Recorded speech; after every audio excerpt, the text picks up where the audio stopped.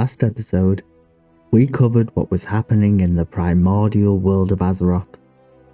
But at the same time, a planet that we will become all too familiar with was experiencing its own troubling beginnings.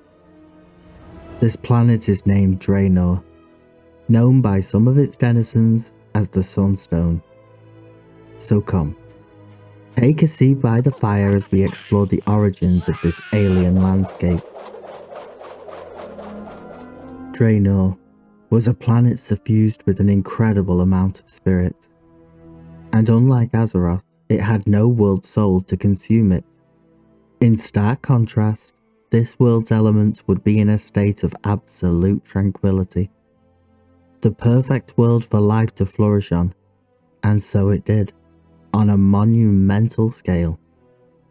Across the surface of the world, plant masses that had come to be known as spore mounds slithered and snaked to even the furthest reaches of the continents. Every place they touched, lush forests, dense jungles, and tangled swamps would spring up. An untouched world of perpetual beauty. But such beauty belied a cruelty, as it began to strangle any other life that attempted to grow. The near constant growth of the spore mounds could not be stopped. Deep down into the earth its roots would reach, in search of water and sustenance. But it found something else down there, something that would change it forever. It found the wellspring of elemental spirit that was so rich on Draenor, and as it drank its fill it awoke, with a sort of sentience. Each budding plant across the world could now suddenly communicate, in a collective consciousness known as a hive mind. It would call itself the Evergrowth. This Evergrowth was the penultimate species on Draenor. No other life would have the remote chance of survival against its unified nature. Once again, the Titans were making their way across the cosmic dark. This time it was Agromar that came across the world of Draenor, and he foresaw that leaving it unchecked would spell doom for the planet. The Evergrowth's constant need to grow and feed would lead it to devouring the elements, and eventually, it would devour itself, leaving nothing but a husk. He did not wish to destroy the beauty of the plants on Draenor, but merely prune them, to give all life on the world a chance. He believed that to do this, he would have to strike at the heart of the Evergrowth, to the spore mounds themselves, to weaken its stranglehold upon the world. As is often the case with the awe-inspiring power of the Pantheon, he could not interfere directly. Instead, he would summon a massive elemental storm onto the world. He focused it towards a mighty mountain. As the storm empowered the mountain itself shuddered, and it groaned to life. This mountainous being would be known as Grond, and would wield the elemental power of Agromar. As was his master's will, Grond began to carve the land and separate the Evergrowth. Eventually, making his way to the nearest spore mound, his elemental form made it almost effortless as he jabbed and ripped the giant mass of nature from the world. The other spore mounds would writhe at the destruction of their kin, but they would do what nature does best. They would adapt. The other spore mounds siphoned up all the remaining spirit, and used it to give themselves form to fight the mighty Grond. Zang, Botan, and Nanu move in perfect unison. They almost overwhelmed the massive elemental. But even though the battle was fierce, Zang and Nanu would fall, their bodies forming the mushroom swamp of the Zanga Sea and the dense thicket jungle of the Tanan. Botan, however, would not go down as easily. Siphoning what power remained from his fallen kin, it tore at Grond, eventually ripping open the wounds he had already suffered.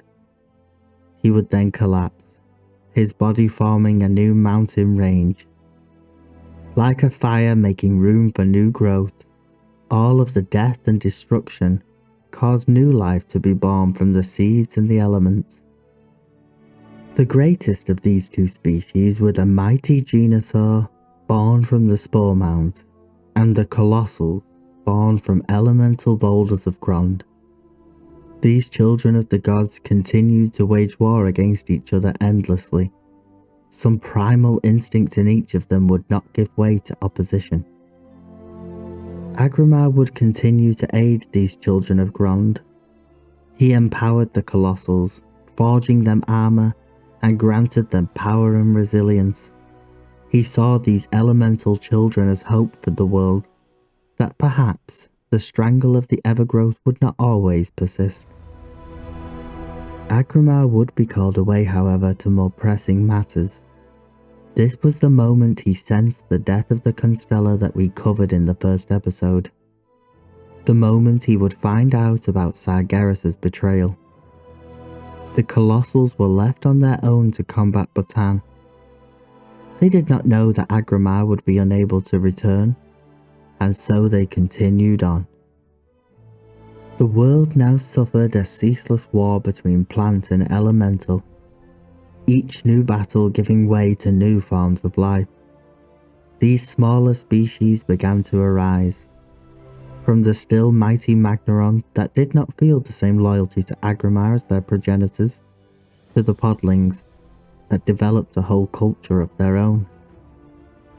Although this age of the Colossi saw losses on both sides, Bhutan was growing ever stronger. He now dwarfed the unbelievable size of Grond himself.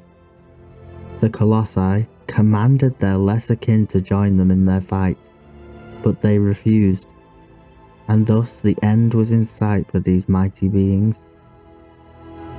They would not go quietly into that good night, however. They still had one final gambit to play, the secret of which lay within their armor. The Titan discs that powered their armor contained immeasurable strength.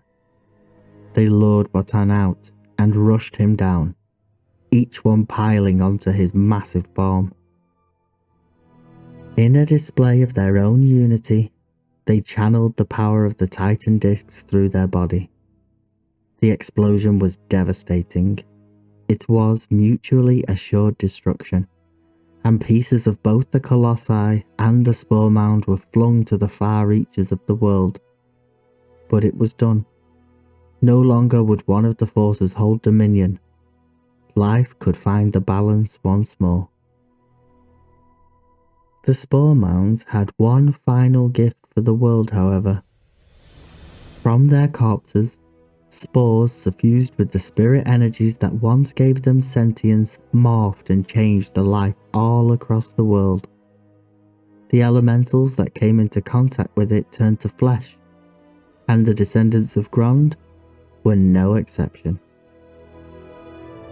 This primordial world saw as much upheaval as our own Azeroth. It was a legacy that we can still feel today. Little did any of them know that the interwoven fate these sister planets would share connected across vast distances of space and time. But we will cover all of that in the future episodes. So as always, don't forget to come back anytime.